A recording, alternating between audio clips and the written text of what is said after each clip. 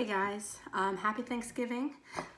My name is Katie Hackett again, and I decided to take a break from Thanksgiving planning to talk to you a little bit about Molly Pitcher, or the legend of Molly Pitcher. So if you hear my daughter and husband in the background, that's why. So Molly Pitcher. So first of all, if you read Laurel Thatcher Ulrich's article, she has a really neat quote about Betsy Ross in there that I wanted to reference, kind of starting forward or moving forward.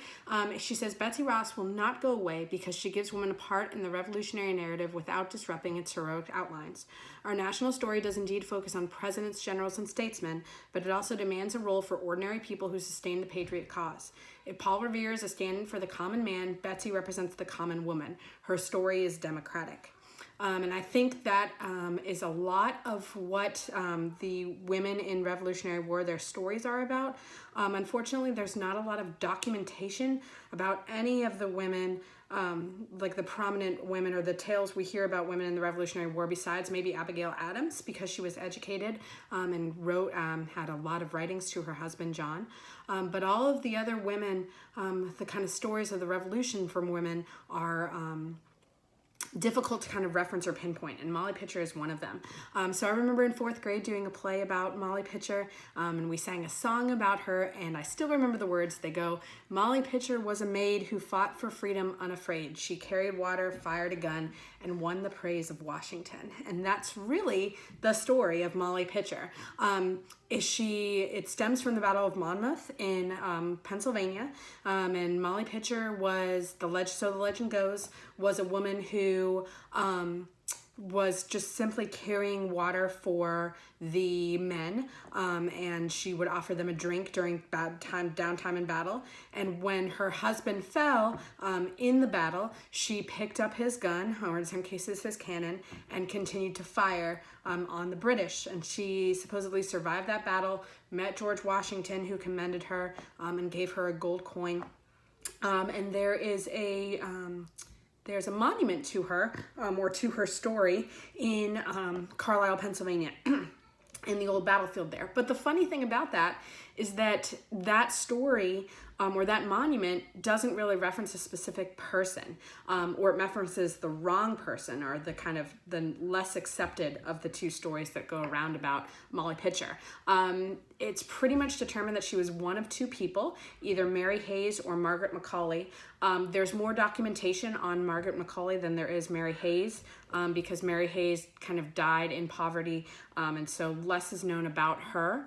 But the Margaret Macaulay story doesn't really follow along Molly Pitcher's path. So Margaret Macaulay was actually documented as being paid by the Revolutionary War, or in the Revolutionary War, for her work.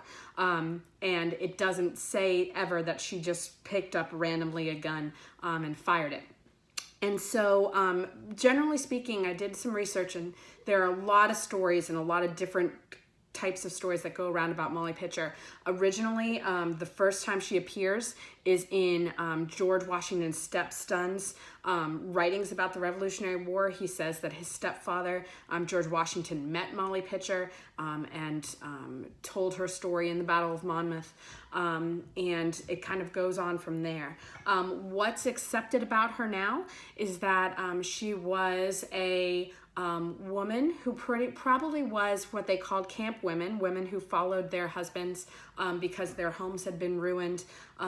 So they followed their husbands through battles because there was no point in staying home. She probably did carry something for the soldiers. Whether it was water is kind of debated. There was evidence that at the time cold water wasn't seen as a good substitute for or a good drinkable thing. It was actually bad for your health.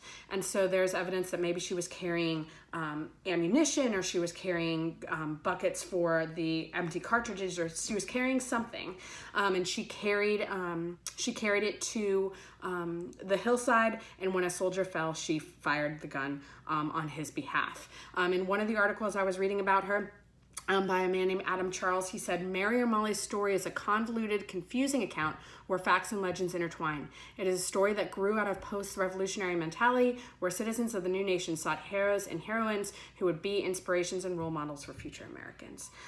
So the Molly Pitcher story, while maybe not documented, as well as Abigail Adams, is definitely a cool one and one to know about when you talk about women fighting in the Revolutionary War. Happy Thanksgiving, guys.